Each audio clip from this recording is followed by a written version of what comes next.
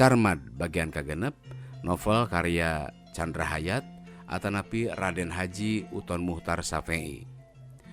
Bukuna diterbitkeun ku PT Mangle Panglipur citakan kahiji September 1880 genep. Dipidangkeun ku Simkuring pun Nazarudin Azhar. Nyanggakeun.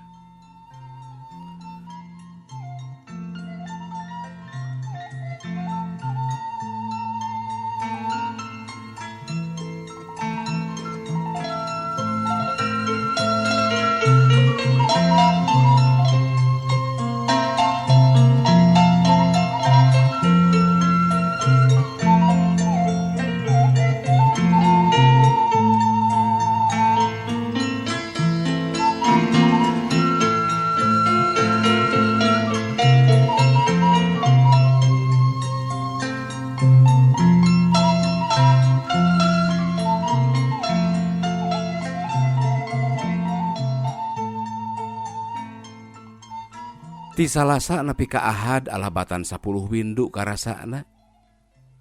Teu kaop aya kapinis hiber, breh bae sutirah siga keur ditapu ku kapinis emas.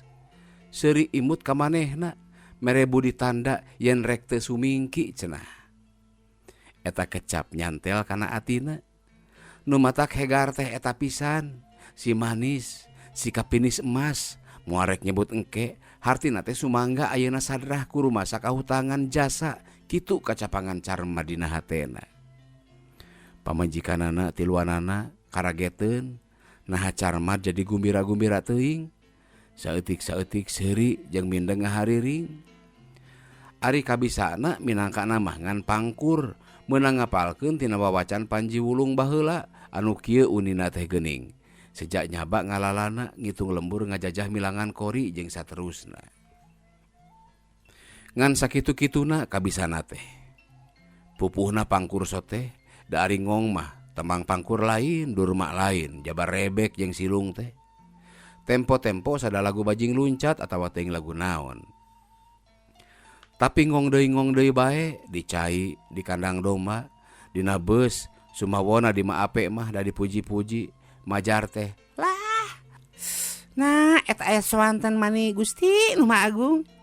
Suwargina Gan Wirya bae ieu mah ngan ditambih ku raos dina eureuna agan mah. Gan Wirya mana mak? Gan Wirya di Kusuma, urang Sukabumi ali mamaos teh. Piraku agan teu uninga. Nu geuris nu manis moal teu montel, moal teu peler di hareureungan kitu mah. Ya Allah, Gusti nu Maha Agung mang lucukeun ninggalna. Nu sakitu amucuyna ngagolehe dina lahunan agan, moal teu tibra atuh dipepene ku soantan agan mah. Geura soantan emas teh ieu mah upami agan karsa digugurah deui mah ku si Ki Kadongdong. Ya Allah. Omong mah ape bari micen seuri. Palebah omongan mah ape kecap ngeunah eureuna jeung si Ki Kadongdong. Teu ieuh didenge ku Carmad mah. Nu didengena teh nu amucuy ngagolehena. Mun dihartikeun mah ngeunah eureuna teh ngeunah ari geus cempling ari eureun nu tembang. Jeung mun digugurah ku si Ki Kadongdong nu sakitu rungsebna nu mata kumaha boa. Nah hama ape geus nenyo kitu. Pipa majikaneun uing nu ayeuna. Har ari raja emak. Atuh kan tenan puguh bae. Apan basa emak masang asihan si jaran guyang teh di bumi ayangna teh kungsi jonghok pahareup-hareup pisan. Ceuk mah ape ngabohong. Tah. Cik kumaha ceuk emak. Ahli awas kumaha setel teu ka kuring.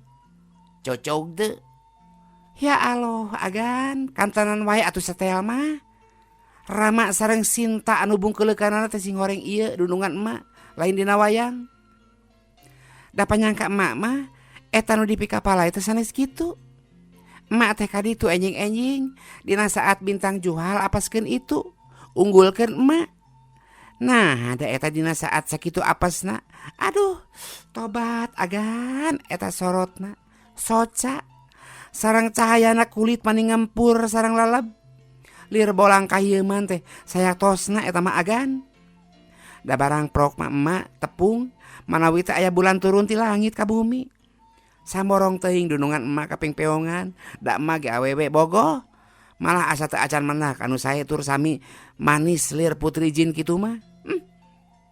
Cek jang ni teh masih barbir cunin si tukang cukur perunyus teh di bedel lebih kapai gitu penasaran cenah aku diberi imut nage. Sakomo teuing mun kapimilik. Tah kitu agan. Bilih teu uninga sanggam si heulangna tukang nyameran nu lenjang, si tukang maling anu geulis ge. Samarukna teh bangsana nyetati baheula ka bogohna urang Ciwangi nu rek beunang ku dipahugi duit receh 5 rupiah. Carmad beuki elek sekeng bae. Bro deui mersen 50 rupiah ka maape. Leos init. Manehna lain balik, tapi teuing ka mana bubuhan nu keur murag bulu bitis.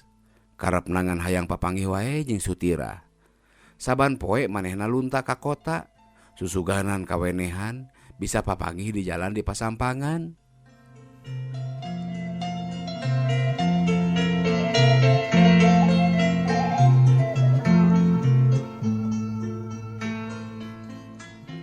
Kocap dina poe Minggu anu ditangtukeun tea.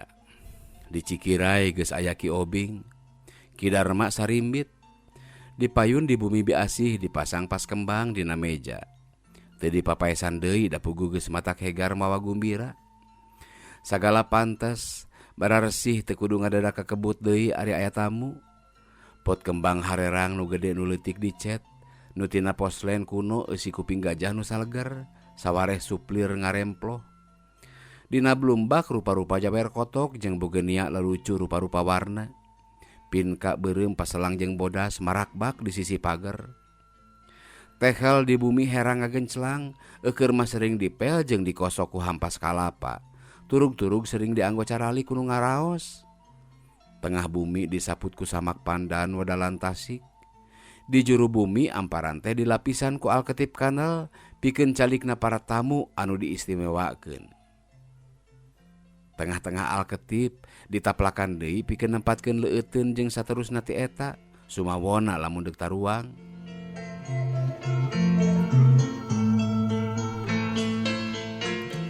Dina jero saminggu teh ti Salasa tepi ka Ahad poe eta. Ari Carmad mah kalayang koloyong hayang ngatrok bae. Ari kolot-kolot Nyi Sutirah mah nandang kabingung jeung kahariwang. Bingung ku teu ngarti kana karepna Nyi Sutirah. Ade kumaha patanolakna atawa pipokeunana dina nampikna. Hariwang ku kasarna jeung jahatna Carmad nenyo nu geus-geus dijalankeun ku korban-korban sejen pikeun ngalajur nafsuna. Ngan biasih nu tenang teh sabalikna ti Rukminah. Biasih sering netepan neda ka pangeran. Ari Rukminah mah belang teh puasa teu batal sapoe-poe acan. Muasaan Nyi Sutirah bisi cilaka.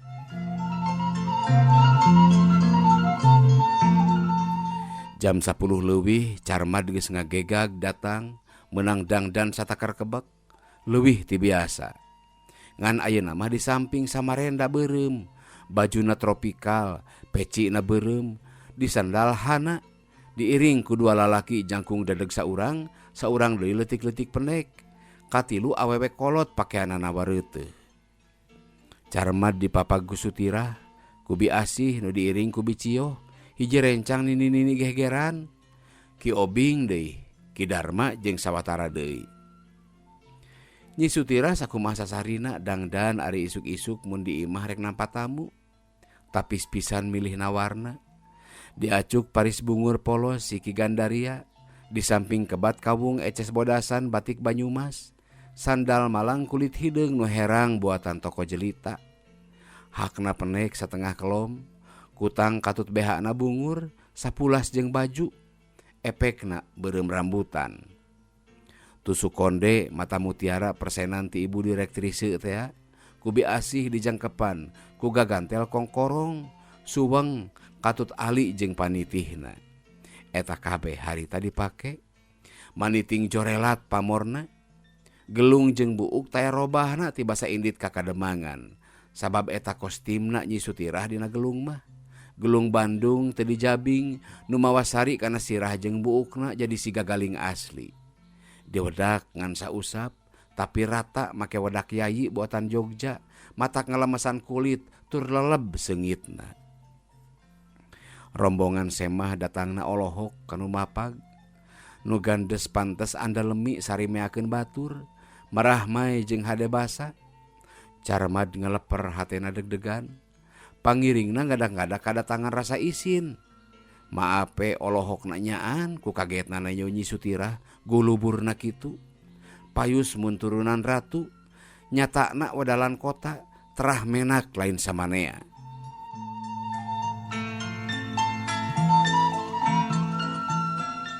Keur arolohok kitu anak caweh wer teh Nini Cio rencang Nabi Asih teh malum nu gegeran. Ae, ya teh Nyi Saen teh ya. Ternyana teuing ayeuna bet papangi deui. Ya kumaha.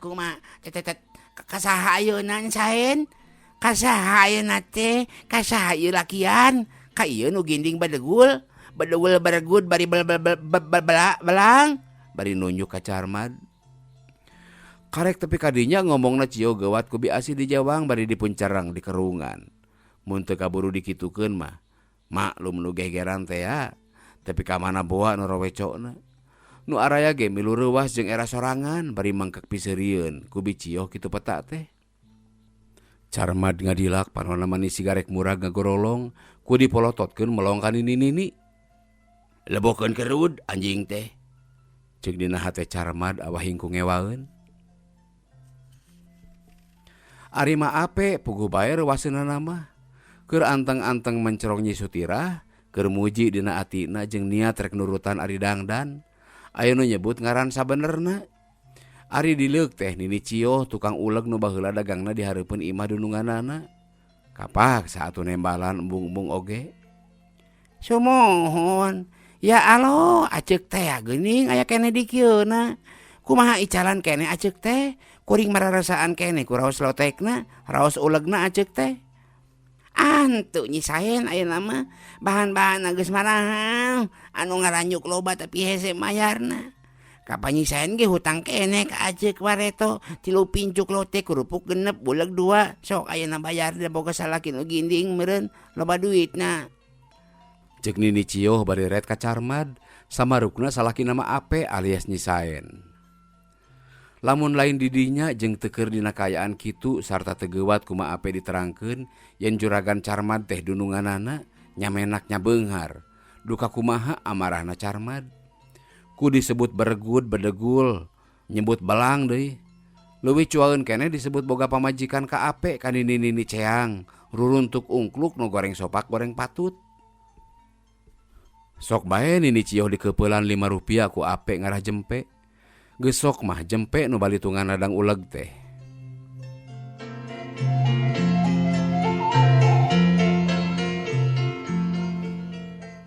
Ku Bi Asih para tamu Carmad jeung pangiringna dimangga-mangga sina ka bumi.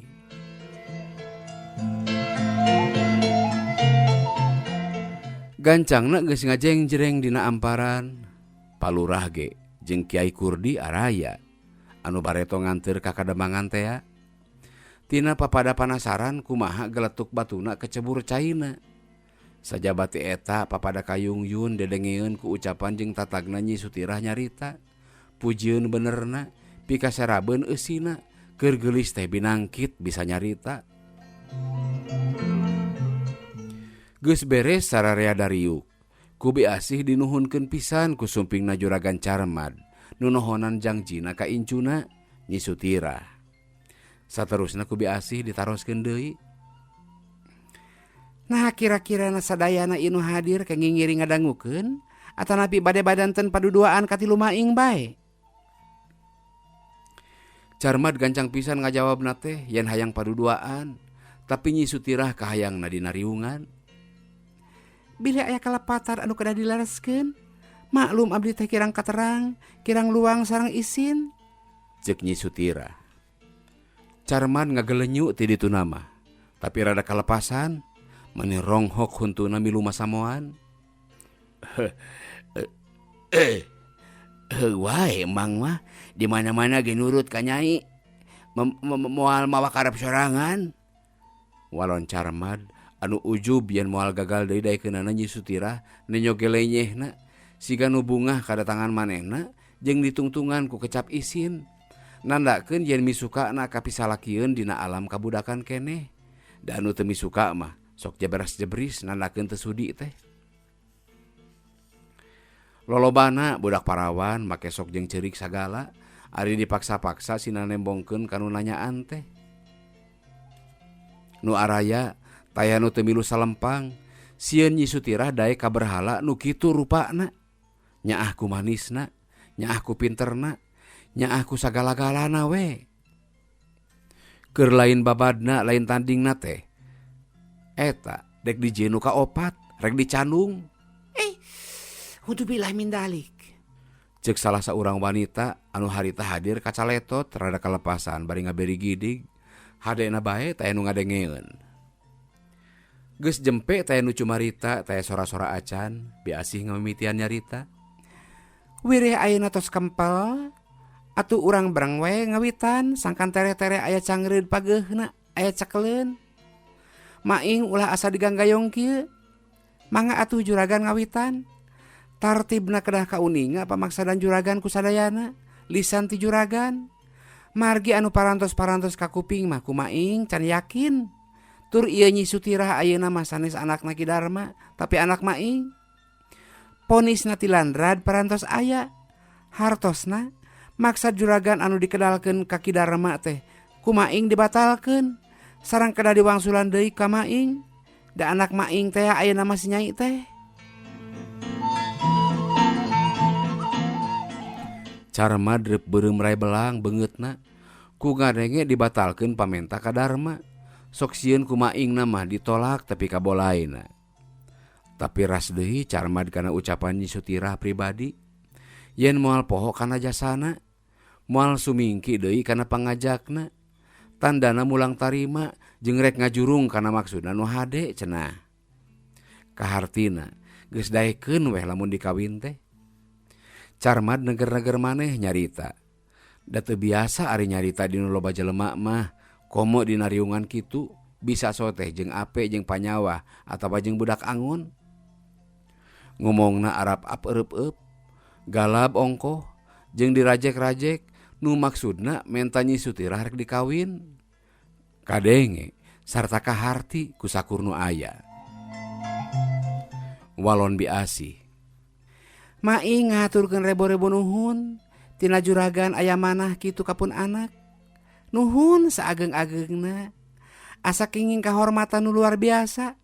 Ku dipileuheungkeun anak maing anu balata boloto keneh. Binga nu taya hinggana. Mung kumargi tadina parantos diikrarkeun ku Ki Darma ka budakna pribadi teh. Eta ikrarna Ki Darma mah teu dibatalkeun, malah diperkuat ku maing.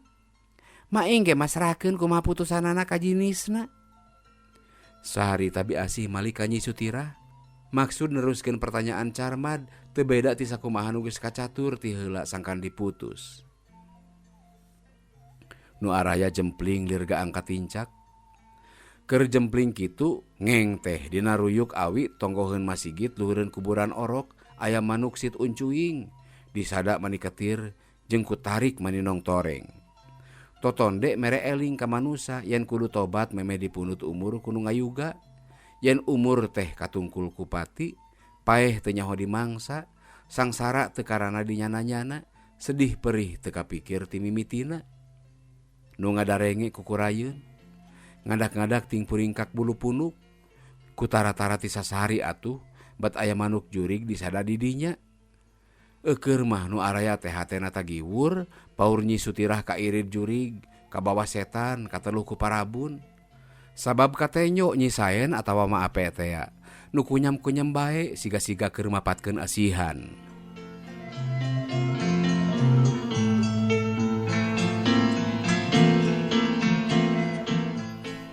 Nyi Sutirah tungkul keneh, can ngomong sakecap. Carmad geus garetek arateul yang ceulina, hayang geura ngadenge putusanana. Biasih geus ret deui ka incuna. Nyi Rukminah, Inung Sutirah, babacaan bari teu oleh ngageter jeung ciramai, teu kuat nenyo anak siga nu sabil direntog setan. Ceuk Biasih, Gerapok atuh geulis walonan kadinya. Ieu teh nganyai anu bisa mutuskeun. Moal aya nu ngahalangan, moal aya nu ngajurung. Nyai kudu celik putih celak herang sasauran. Ieu teh hal penting anu nangtukeun pibakaleun nyai ka hareup, lain pibakaleun saha-saha. Nyai nu baris ngalakonan, nyai nu baris suka duka na. Mana ku maing dipasarakeun oge ka nyai anu kudu mutuskeun. Maing mah ngandar mangamairan ngajaga di tukangna. Pok atuh geulis anak maing. Kumaha teh ya ieu teh? Itu juragan sakitu sabarna ngantosan. Bisi nyai hese pok mah bisa wakil ka maing. Nah mangga atanapi kumaha? Sutirah tina mandokna cengkat bari tetangga. Tuluy ngomong bari tungkul, cukup tetela ka sakurnu araya. Sorana mencrang ancad. Kana pangarsa juragan, munut abdi tawis anjeunna mi asih ka awak abdi.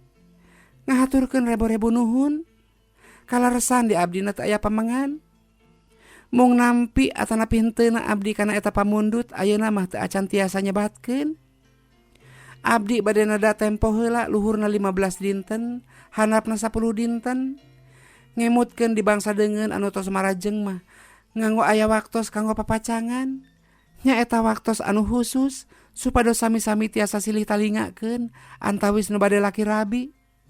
Abdi ge mugi dipaparin waktos kanggo nalingakeun pisalakieun abdi. Abdi neme terang dinten ieu anu yaktos-yaktos juragan mikapalaya abdi teu karana tunda talata. Jadi ti dinten ieu abdi neda waktos kanggo ngemut-ngemut heula. Biasi gewat nyambung. Sanggem maing oge juragan. Si nyai teh aya dina kabudakan anu ngagugulung keneh pangarti meunangna sakola. Langkung sae ku juragan anu tos legok tapak genteng kadek dipaparin heula waktos sakumaha panadana. Upami diayunkeun heula ka hayangna pun anak, insya Allah maing ngiring ngadoakeun kana hasilna kahoyong juragan. Maing bade nyarios deui ka pun anak anu salse pisan. Kecap biasih kawas-kawas ngandung peurah. Buktina diturut ku Carmad. Katurug-turug ku Maape di toel yen kudu mere kalonggaran ka Nyi Sutirah 7 poe tong lami-lami. Gancangna carita sararea akur. Geus kitu mah riungan bubar, baris dituluykeun deui poe Minggu hareup. Carmad balik semu pusing. Ngan hadena manehna dilalemu kudu sabar ngantos. Pirangan saminggu urang pasang deui jampe nu matih. Urang anu. Maklum, tukang nangolong-ngolo Maape teh.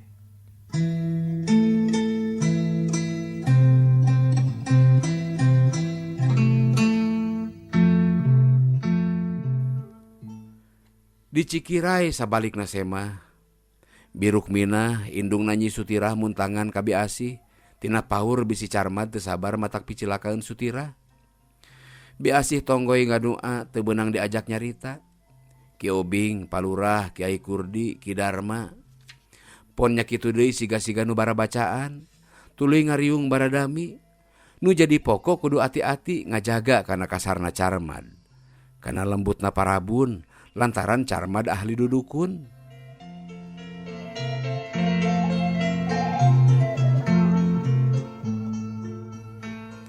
Karek 3 poe geus kurunyung 2 titahan Carmad lalaki anu kamarina marilu teh. Mawa surat ti Carmad minangkana mah ngarayu eusina surat teh. Ti luhur make kecap nyai buah ati nu lucu buah kalbu sagala. Ku Sutirah dibacana di kamar. Lantaran kecapna pabaliut aya basa Walanda sumawona Indonesia Sunda mah ngabasakeunana nya engkang nya emang ik ongkoh. Heg teh nandana make jeung ik tunangan J Carmad mengirim sebanyak-banyak kacintaan dan menunggu kabar baik. Maksudna nu akhir mah meureun menta walonan. Tujuan surat nu kaharti ku Sutirah mun dilalempeng taya lian ti menta kaputusan. Ditambah ku pangoloan yen saheulaanan Nyi Sutirah kudu di titik-titik. Kitu nu pentingna pisan sajabati menta katangtuan poe pikawineun.